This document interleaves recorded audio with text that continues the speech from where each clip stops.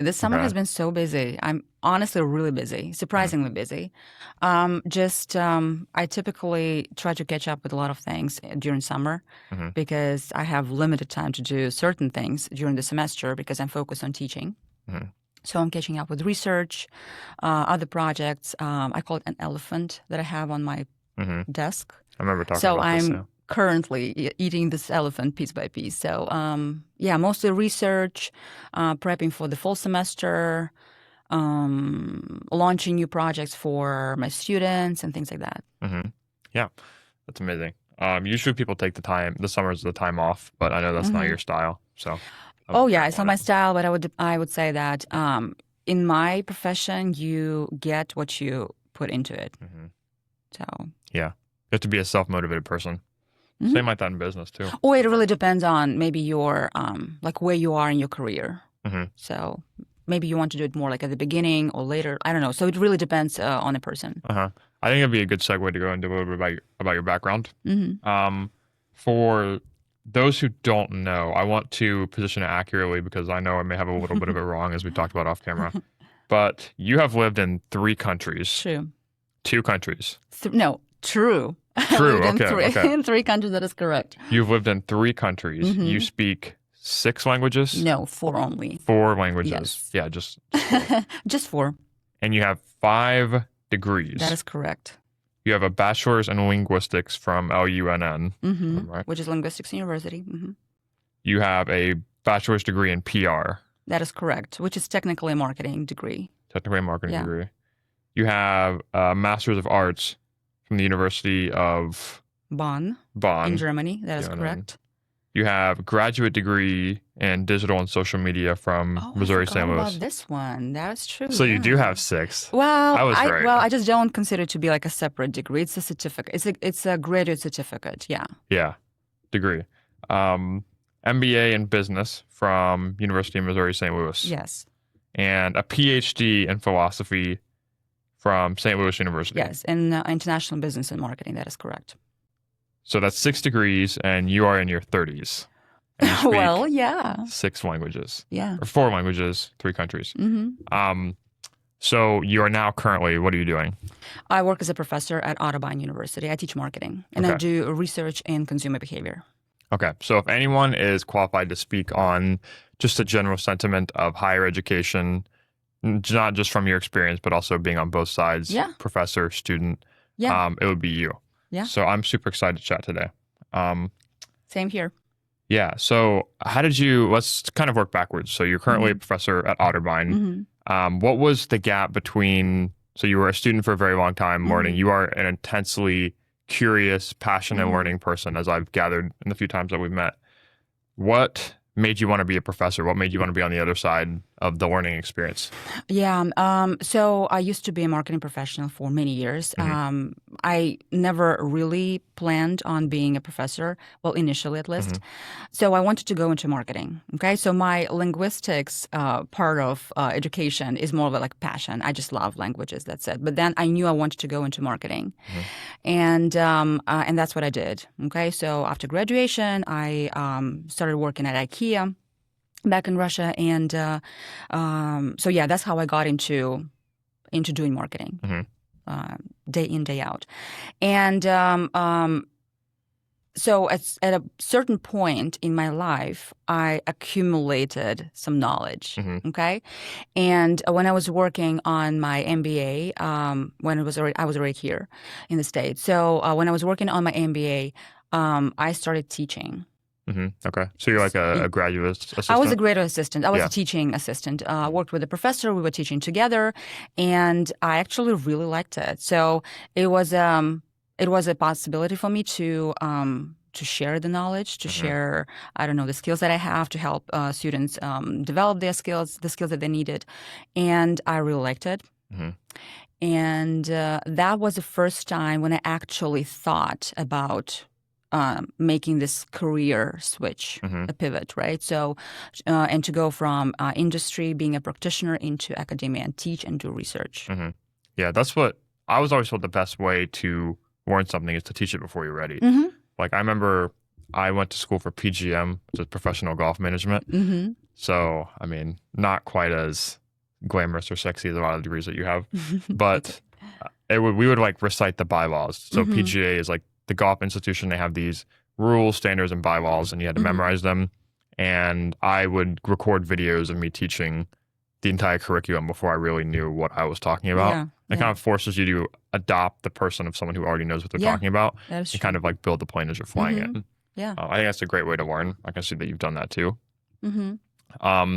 So speaking of PR, higher ed currently doesn't have the best PR just because of a lot of the changes in tech. Learning is night and day different. The value of information, not education, the value of information is a lot more accessible. It's probably gone down in a lot of regards. Yeah. When you think of, so how long have you been teaching students, whether in a graduate capacity or in professorship? Almost 9 years. Almost 9 years. Yeah. So that's like about, how much time did you spend in college? How many years total? How many years in total? Yeah. Oh my gosh, I need to count that. I don't know. Yeah. I think maybe as a student, probably around 15. Okay, so like 15 years in But I was higher always ed. working, right? So Right. I was a student then working at the same time, right? Yeah. So as a student, around 15, and then around a decade, I would say, as an instructor / professor. So 15 years in higher ed as a student and 9 teaching. So that's formidable experience on both sides. That's a lot, yeah. Again, in your 30s. So crazy. How has education changed from the time you were a student? Curriculum, learning experience, in class, like knowledge transfer. How has it changed from when you were a student to the time now where you're a professor? What are some of the biggest, most obvious differences? I would say the approach to getting a degree changed from a student perspective. And maybe what used to be more like a traditional path is not, well, it's becoming not a traditional path anymore. So let's say in the past, if maybe your parents' expectation were to get a college degree or you wanted to go into college, right? So you just knew, okay, so I'm finishing high school right now. I'm going to college. I'll be there for 4 years, let's say, and then I will get a degree, and then I will just work for a certain amount of years, and we will see how, like, where this path will take me, okay? Now that's not the case anymore. So I would say students evaluate the value of a degree based on what they're getting. Okay, so I would say it's like ROI, return on investment. Is it really worth it? Okay, so that's one thing. It is worth it. If it's really worth it for them. And that the answer will be different depending on the person. Right. So, yeah, it's very individual. It really depends on your life situation. It depends on your career path and what you're trying to do. For some people, it will make sense to actually get a degree.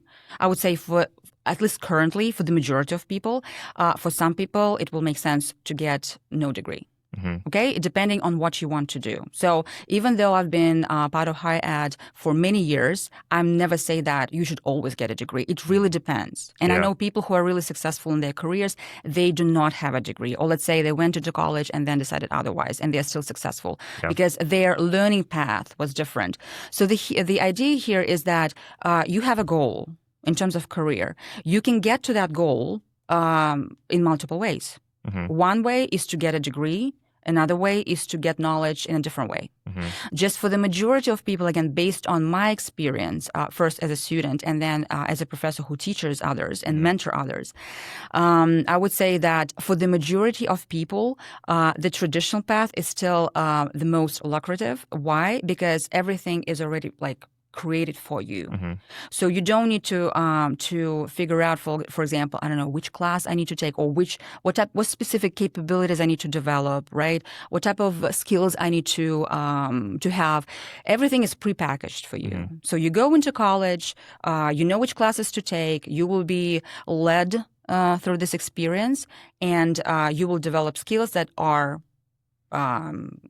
expected for you to have, right, after graduation, and that's it. For some people, they decide otherwise. They can say, okay, I can develop those skills and I can get this knowledge in any other way. For example, now we have the idea of stackable credentials or micro credentials. That's what they call it.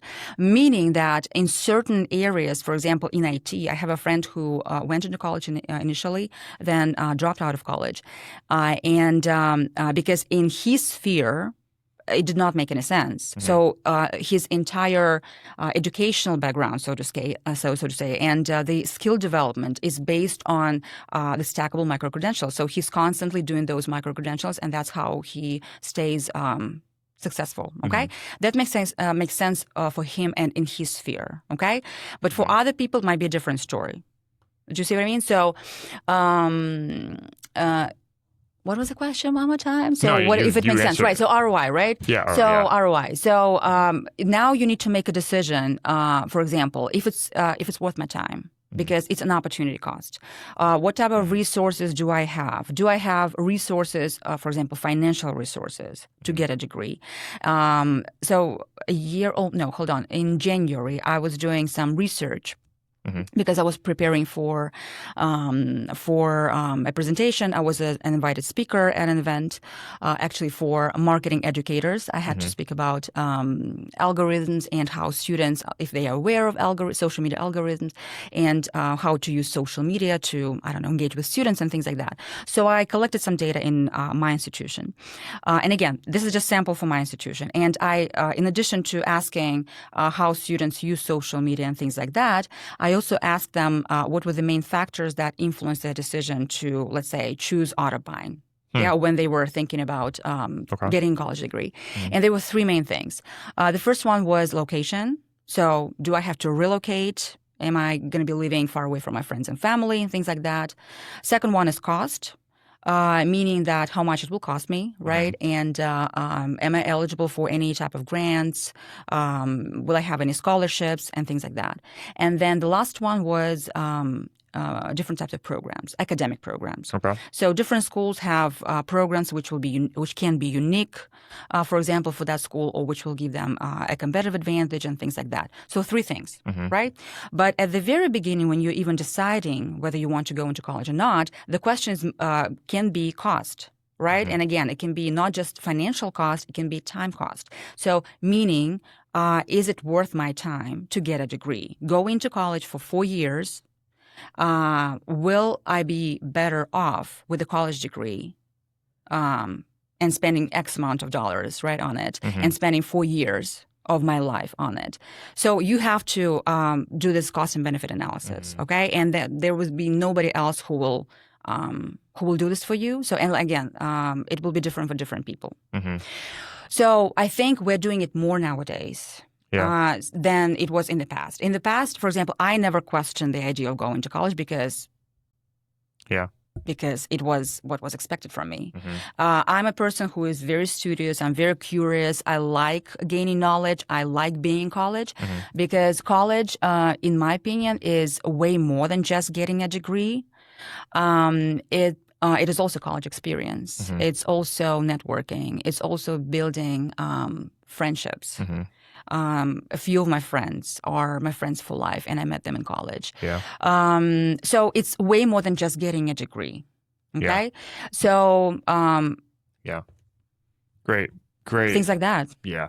And I think the spearhead of this entire, not a debate, but just it's understanding the nuance, because it's different for everybody. There's more to the college experience, whether or not they present it that way sometimes, as it being just a sheer ROI play in terms of what you make directly afterwards in your first role. And I think when people try and distill it down to just a single avenue, pass or fail like that, it can really cut out some of the advantages that come with some of the other side.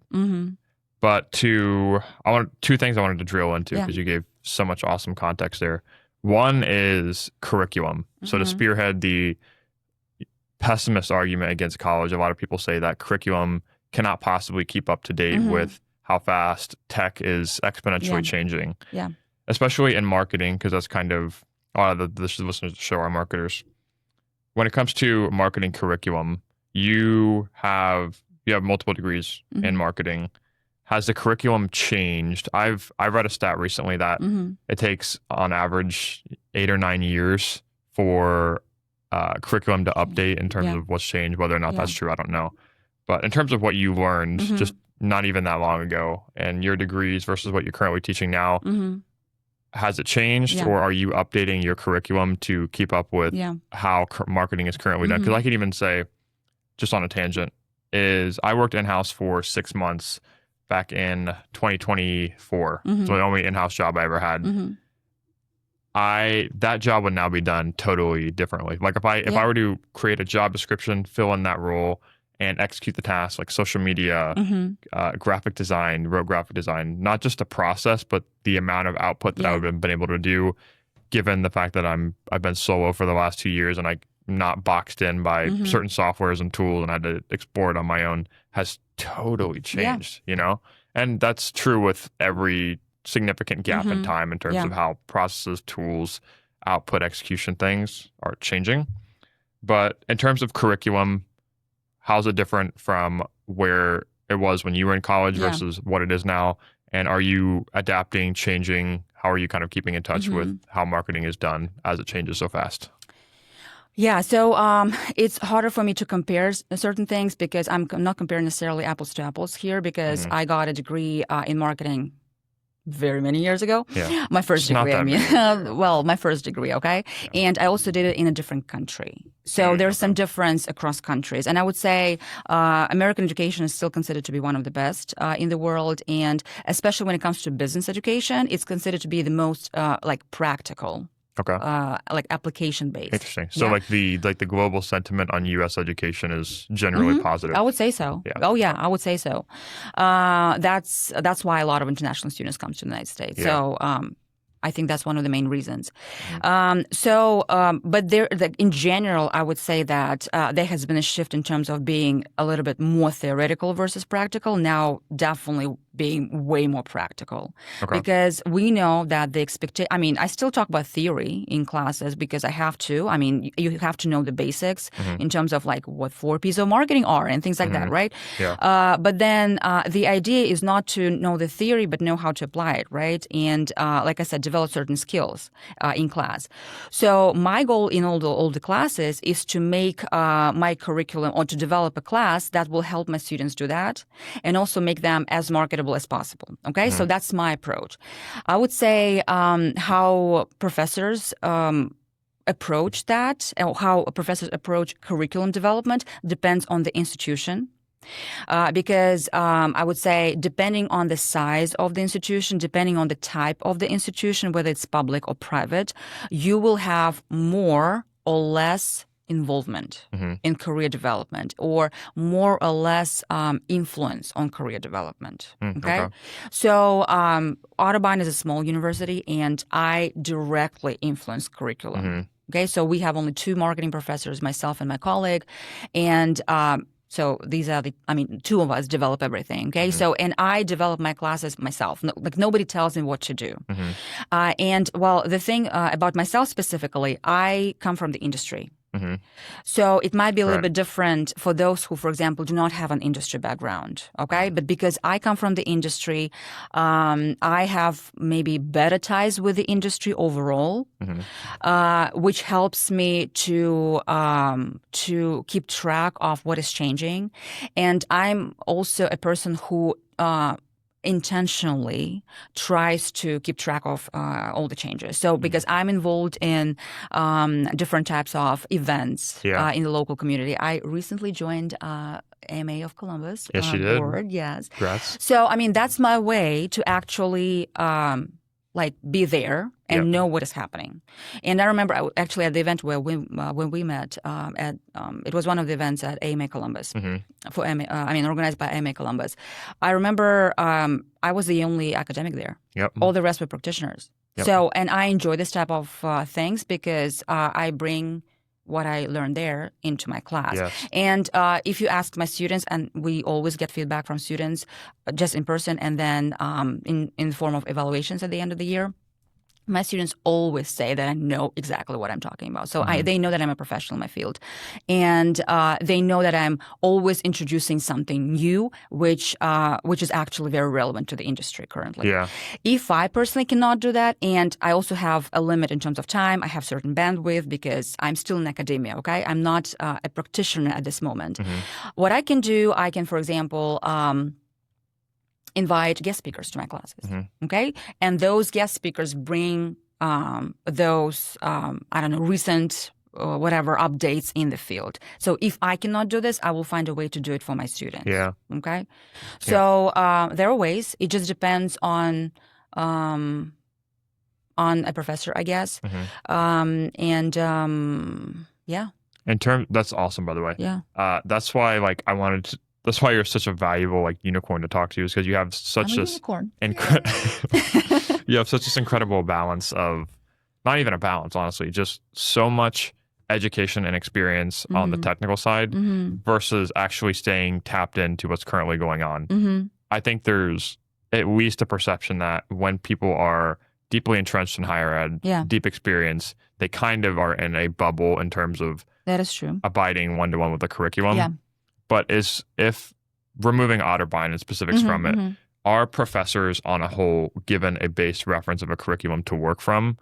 And what is, if you could speak in broad terms, what would that curriculum generally entail? Would it be because I was in a marketing program just 2 years ago, and this was at a different university, could be totally dependent on their curriculum, but it was social story. Media marketing is a brand new thing. This is early 2020s. Yeah. So in my experience, it was very outdated, which I think it's so hard to keep it updated in terms of how fast change is changing, which is really hits to the value of bringing in different perspectives, having a professor that's open-minded enough to invite those discussions and other people who can speak on those, and also being tapped into the community as well. But if there was if you give a quick summary of what a general curriculum looks like, a frame of reference, what does the majority of that entail from a marketing lens? I don't think there's a general approach, honestly. It really depends so much on the institution, because let's say public universities have a different approach because of so many other things. Okay, so curriculum is way more maybe not dictated but regulated. Yeah, I would say in public schools. My experience has always been, or mostly has been, with private schools.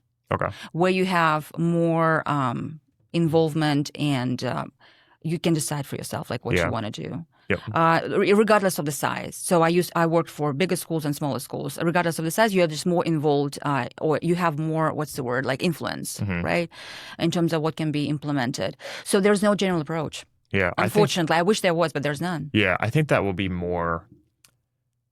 That'll be more the trend in the future, is flexibility in terms of not abiding strictly by a curriculum. Because I understand there's two sides to the dichotomy: is running a business, everything in education, higher ed is a business.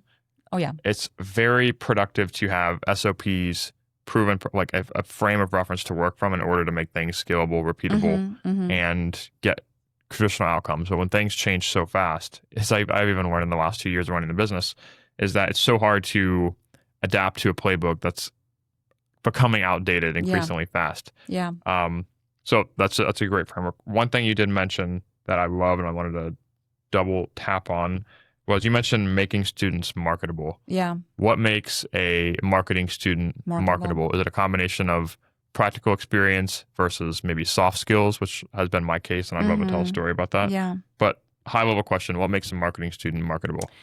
A lot of things. Well, first off, if we talk about overall, definitely soft skills and hard skills. But there's a difference, okay? So soft skills is just they are applicable to any sphere, right? And we also call them transferable skills, which I think is a key specifically for the next, at least next decade, because things have been changing all the time. Even when I was a student, things change all the time, okay? But the pace of change has been I don't know, it's been faster and faster, okay? So things change faster nowadays, and I think it will proceed this way. So what was, for example, I don't know, normal to, like I said about career change, right? So I made a pivot once in my life, and for millennials, and I'm an early millennial, that was the case, or this is the case. Most people make a career switch once during their career path. Now, what will probably happen in the future, that will happen more often, maybe every 10 years, maybe every 5 years. We don't know. So soft skills become really important when it comes to this type of changes. Okay? So, and the soft skills such as agility, flexibility, adaptability, communication, critical thinking, so they're transferable skills, right? So you can, regardless of where you work, you still need to possess those skills. Because, I don't know, even if you have to, let's say, go back to college and relearn something, and that probably will be the case for a lot of people. So people will be going back and relearning something, not necessarily in the traditional way, but they can be like accelerated programs, so to say. Yeah, so we will go back, relearn, or get another certificate or whatever, and then continue. But agility will be there, flexibility will be there, communication skills will stay there, and things like that, because they're applicable across all the degrees, okay, or all the spheres, so to say. As for hard skills, which are skills specific to your sphere, okay? Let's say if you're in marketing, so that will those will be hard skills in marketing. They will change, and you will have to adapt as you go, because now you need to know this amount of tools or this range of tools, and within the next 5 years, you'll have to know other type of tools. I mean, when ChatGPT was introduced in November of 2022, I believe, right? I mean, before that, we never thought about it as a skill, like AI skills, right? Now we talk about them all the time. So for me as a professor, I need to understand, okay, so what I can do, I cannot pretend that there is no elephant in the room. I can't. Okay. And again, there's a debate about how to integrate AI into higher ed. It depends really on the discipline. And I know that AI is used in different ways in different disciplines. But in marketing, you have to know AI. Like you have to be AI literate to be able to be marketable. Okay, because that was your question, right? About being marketable. So for me, the question is, okay, so how can I also learn the tool on the go, because nobody taught me how to use AI tools, right? So we are learning things on the go like all the rest of the marketers. And that happened to me already back in the day when, I started my career as in marketing. It was traditional marketing back then. Then we all shifted into digital marketing. I mean, I never went to college, at least back then, to learn digital marketing. We were learning on the go. Yeah. Same thing. So we were learning as we were doing things. So same things happening here. Like marketers are learning things as they're doing things. I'm learning things as I'm teaching things, right? So the goal for me is, okay, so what can I do? How can I implement those tools and bring them into the classroom so that my students are familiar with them? Okay. And so that they are actually, like, they know what they're talking about when they go on the job market. Yeah. So that's the idea. Yeah. This approach is not used by everybody. Again, all professors are different. I know some are really against AI, but it might be, or AI integration into courses. I think in marketing, it's impossible to do that. You have to do that. Yeah. And I mean, I'm so pro it. So, I mean, I love AI. Why not? Because, I mean, you're expected to know how to use AI, and I want my students to know that as well. So things like that. That's so good. I think, given what you just said, it sounds like there's a very strong case to be made for leaning towards the education of more of the softer skills than the harder skills in university. That is true. Because, I mean, just from, again, everyone's so different. So it's so hard to have a productive, widely applicable conversation, given how much nuance is in this. There's so many people who, and accountability, I mean, the power follows the finger of blame, something my dad always said. There's accountability on a side too, where a student pays taking out their life savings to invest in education, and they're viewing it as purely, like you said, an ROI, dollars and cents play. I have 3 very close friends that I grew up with. I grew up in a small town. where education is like the peak of it's generally accepted, but it's also, it's like, this is how you're going to get out of here sort of thing. Okay. And a lot of people two of my very closest friends grew up, went into debt, didn't end up graduating. I see. And they went for not incredibly high value degrees like sports management, philosophy, not to blanket a term as those not being valuable degrees. But even if they had, there's very many scenarios where it applies to, even if they had done everything correctly, you look at a payout period, if you're just viewing it on, year 1 to year 2 salary. Again, this is not accounting for the soft skills and the relationships and network that you built, which in my experience is the majority of the education, the value of what you're paying for. But it's becoming incredibly hard for universities to anchor on just a pure, this is what you'll make after you graduate versus what you're paying. Yeah. Especially given that the majority of the hard skills that traditionally colleges have packaged their value around are no longer going to be as valuable, and they're going to be changing. You're going to have to be learning this a lot in the future. I don't have any regrets.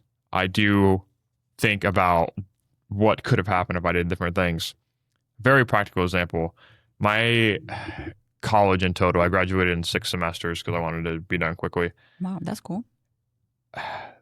The total sum of that was upwards $80,000. I think back to, I worked in-house at a degree for my exact major for 6 months, marketing communications. It's a graphic design role. In that 6 months, I made about $12,000, entry-level job. Okay. So this speaks to the value of soft skills versus hard skills. I met someone there. I was very intentional on like, hey, this is my first job. I'm going to meet as many people as possible. So very much on the soft skills side. Yeah. Networking. I met someone at that job who, after I laid off, I stayed in touch with, and turns out his family owned a corporation, a company. We ended up doing a website for them, and that project, due to the soft skills that I made, paid me, double what that entire job did. So it's a super nuanced thing to say, okay, when in higher ed, the soft skills aren't traditionally as prioritized, how do you incentivize kids to develop those while you're in class and not be overly rigid on the technical side, learning the tools, learning the systems? How do you encourage kids? I know you do a great job of taking them on trips. That's why you went to Victoria's Secret, bringing in guest lecturers and professionals. Do you do any training or encourage students to have more conversations, develop soft skills, interview skills, things like that could be helpful on the other side of things? Well, yeah. So first off, the range of soft skills is really so broad. So I can only do so much within my classes, so to say. Well, communication, for example, it depends on how you build your class. Part of communication is presentation skills, right? So presenting your work is part of it. It's, again, because of AI, we had to make a lot of adjustments in terms of what type of assignments we now have in classes, right?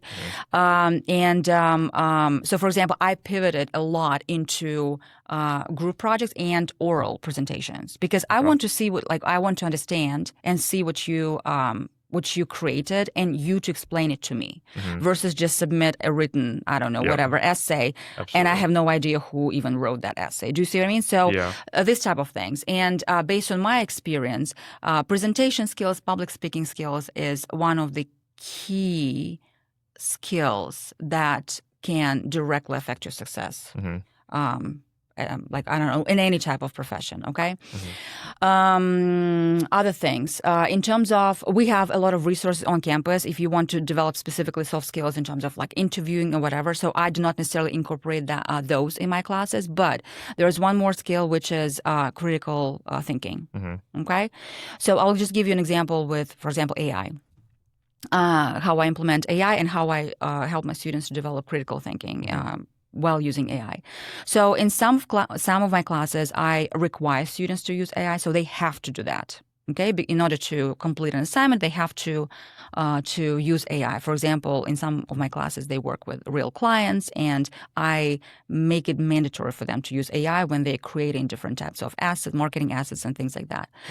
In some of the classes, it's only a recommendation. So let's say in my intro to marketing class, which is principles of marketing class, students work in teams on a simulation. And it's a pretty challenging simulation, I would say, for this level of class. Okay, so they have to make a lot of marketing decisions across all 4 P's of marketing in that simulation, and they compete against each other. Okay, so in that specific class, and I introduced it only last year, they are allowed to use AI as a consultant. Okay, so but there are so many factors that influence a specific decision. So they have to really interact with it for a long time. It's not like you just write a prompt, include all this information, and it spits out the solution for you. No. So you really have to use it and more as a consultant, like constantly talking to it, giving you input, like information and things like that. So, and it's only a recommendation. I always say, guys, in real life, so when you graduate, you might be actually, depending on your role, but you might be actually using AI as a consultant. Okay? So it's up to you whether you want to go that route or whether you do not want to go that route. It's really up to you. But if you want to go that route, the responsibility is still yours. So regardless of what AI is recommending you need to have critical thinking to be able to evaluate the output and the soundness of this decision, of this solution, and then implement it, take a look at the results. But regardless of if you use AI or not, it's still your responsibility. So I'm evaluating you, not AI.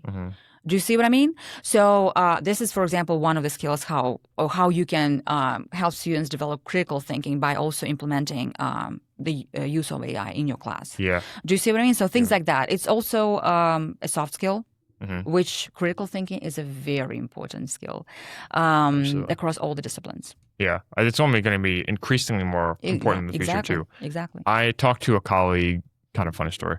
I talked to a colleague actually at this co-hatch location about 2 weeks ago, and she's a marketing strategist. She works with a lot of enterprise startups here locally.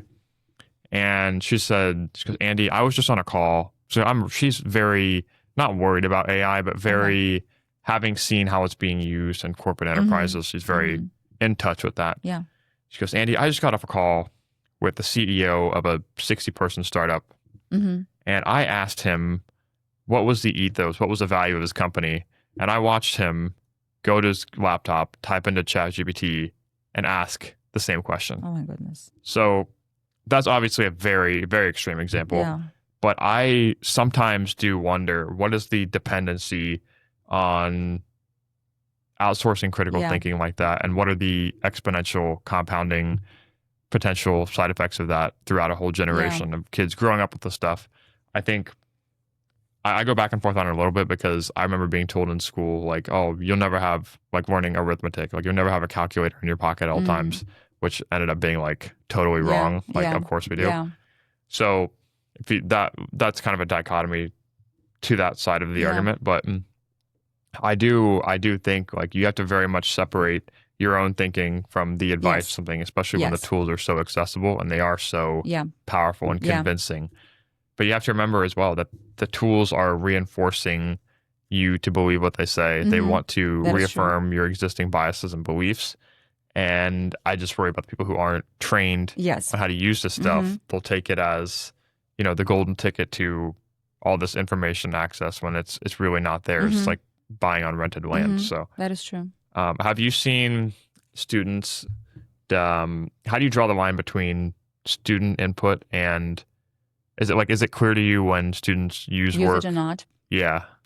I would say it's becoming harder. Yeah. Definitely harder. Even though I'm trying to design all the assignments in such a way so that at least to minimize the usage. But it's really hard. But like I said, for me, so I don't know if you know that, but there was a study about AI usage. So when, for example, students were tasked with the same task, but one group of students were doing it without AI, the other group of students were doing it with AI, and what happened was the amount of knowledge that they retained was different. Okay, so those who used AI, of course, retained less knowledge than those who actually had to think it through, right, and discuss those things. So, so I try to focus on building my classes in such a way so they actually retain knowledge. Even if you used AI, I want you to be able to explain to me how you used it, what you learned from it, how you understood it, or whether you agreed with that or not, whether you made any changes into the output or not. So that's more like a I don't know. For me, this is more valuable versus just like write a prompt. Even though prompt engineering is one of the skills that is kind of like expected or makes students marketable nowadays, but still, I want you not just to write a prompt and tell me what AI told you, but what you did with the output. That's the main idea for me. And every single time when I talk to my students, I always say the advantage of Gen AI currently is that everybody can use it, meaning that the threshold to actually start using the tool is really minimal. Right. Okay, so I mean, it's easy to start using AI. Everybody can do that. But so that's the advantage. Everybody can use AI. The disadvantage is everybody can use AI. Right. So what is your where do you stand out when everybody can do the same thing? And I think a lot of students, like even nowadays, are trying to think, okay, so which major, for example, I want to choose, which career path I want to choose, so that it will not be as much affected by AI, which is probably a dangerous game because it's still early to say. Yeah. And I think that probably most of the career paths will be affected by AI, at least to a certain degree. Maybe some of them will be affected like to a high degree, some not as much. So it's really hard to calculate, okay? Like back in the day, I do know at least a few. I have a few friends who, for example, went into IT because I don't know, like 5 or 6 years before, that was the degree that there was a guarantee that you will get a high salary after that, right? What we see nowadays is a different story because of AI, right? So you can't really it's a dangerous path to calculate to choose a career based on, oh, I think that will be affected by AI. This will not be affected. This will bring me this amount of money. You can think of those things, but do not make a decision solely based on those aspects. Okay, and I think a healthier question to ask is to understand, okay, let's say I want to be in marketing, okay? A healthier question to ask is, which part of marketing, which part of my job will definitely be outsourced to AI, okay? And not focus on that much. And more think of, okay, how can I make myself irreplaceable in my sphere? And which skills I need to develop that I know 100% will not be outsourced to AI. Yeah, so going like a layer deeper. So not saying like choose an entire career path based on hypothetical trends, but go a subset layer deeper. Yes. And really stand out that way. Dude, I love this topic so much because the two friends that I grew up, graduated, went to college for degrees. I have another friend who's kind of in our same group who went to trade school to be an electrician. An electrician. All in, I think it cost him like $6,000 for his entire education. Yeah. And his first year, he did some contract for a couple other established companies, but he freelanced a lot, more into how to establish the LLC, did his whole thing, made 6 figures in his first year. And if he I'm advising him a little bit on becoming like a more righteous business owner, like how to hire, delegate, things like that. He could easily, the value of that is so, there were like literally 3 years ago, people would look down and like, oh, you're going, not look down, but there was kind of this general sentiment, like, oh, you're going to trade school versus education. This guy is going to make so much money. And that's just like the crux of the argument for a lot of the pessimists when it comes to higher ed, is they view it, again, I've said it, but they view it purely as the financial aspect.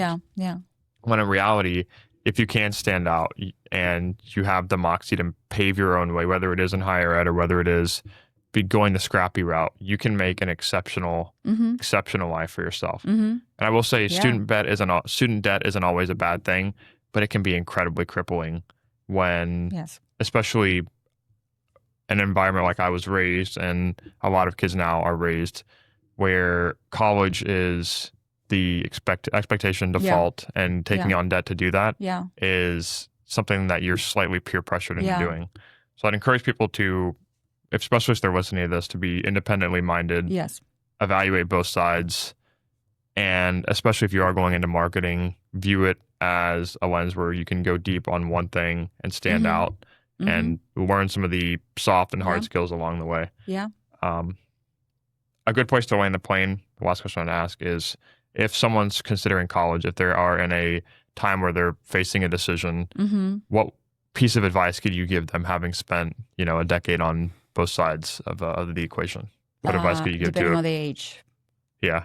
So you mean like fresh out of school? Fresh out of high school. Yeah, because college. the path will be very different. Let's say if you're like a young professional working already, let's say if you never went to college and you have a family, I don't know, you have a full-time job, your path will be different. Your decision will be different. Fresh out of college, currently into marketing. I personally would still go for a degree, okay? Because like I said, I view college more as an experience versus just like degree hacking or putting ROI on degree is a little bit dangerous, because if you solely think of that, you will be missing out on other things. Right. Okay, so that's why I'm not a big fan of that approach. Even though I totally agree that everybody who goes into college wants to get a good job after this, so it's a valid point, right? But I think that the most important. So if you want to go a traditional route, which might change in the future, okay, given all those, all the changes that we are living in right now. So let's say if we're still talking about traditional path, which is like 4 years for a bachelor's degree, okay? I would still recommend that, because a lot of people fresh out of college do not necessarily know what exactly they want to do. Many people change their majors during college, so they go into one major and then switch into as I always say, switch into marketing, because marketing. Yeah, so that will be like a buffer zone for you to figure out things if you're not sure. If you know 100% what you want to be doing, that's a different story. But let's say if you do not know 100%, you want to go into business, okay?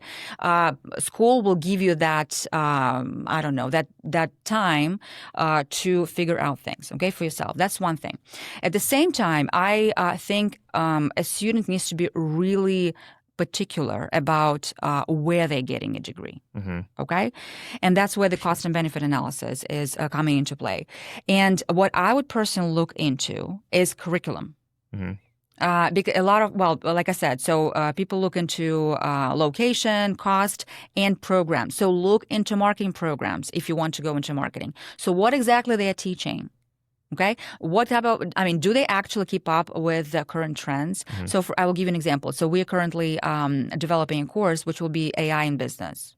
Okay, so which will be introduced this academic year. So all business students will have to take it. Okay, so let's say, does the school have this type of courses, for example, or do a campus visit, talk to professors, and see what their sentiment is about, or like whatever, like what are they thinking of? Are there any ties in terms of internships? Are there any ties in terms of like employment opportunities? Is curriculum even developed with the help of, not with the help of, but while getting some input from employers? Because that's a critical thing, okay? You can develop it in isolation, or you can develop it by getting some input from employers. What guys are looking for in recent graduates? Please inform us, because I want to understand how to design my classes so that my students are marketable. So things like that. Take a look at professors as well, right? So what type of background they have. Do they have any ties in the industry? Do they have any industry background? What exactly they teach? Meet with them and things like that. So be very particular about like your choice, because like you said, it's business. There are so many options, right? You can choose from so many options nowadays, but you're investing your time, your money, and you really want to get the most out of your experience in college. And I get it. It's expensive.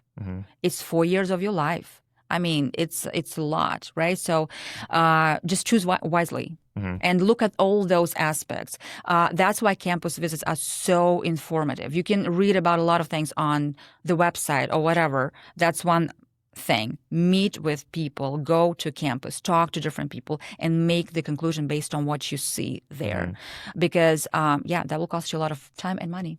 Yeah. So things like that. Incredibly rational as always. I feel like we really just scratched the surface, and I'd love to have you on for a round 2 to discuss even things like entrepreneurship, alternative options for students. And I'm sure when we revisit this in just a couple months, like it will be a new conversation full of rich insights.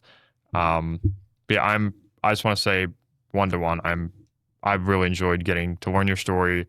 You're just such a unique blend of education focus and also outcomes focus for your students. I'm a unicorn. You're exactly, yeah. To put it simply. But you have truly the best intentions, and I learn so much every time that we chat. So if the audience of listeners wants to keep up with you and everything that you've got going on, where should they go? Where should they go? Yeah. My LinkedIn. For example, I think that will be the best way to just connect with me. I mean, our information about me as a professor is public, so you can always go to Otterbein website and find me there with my contact details and things like that. But I would say LinkedIn is the best way.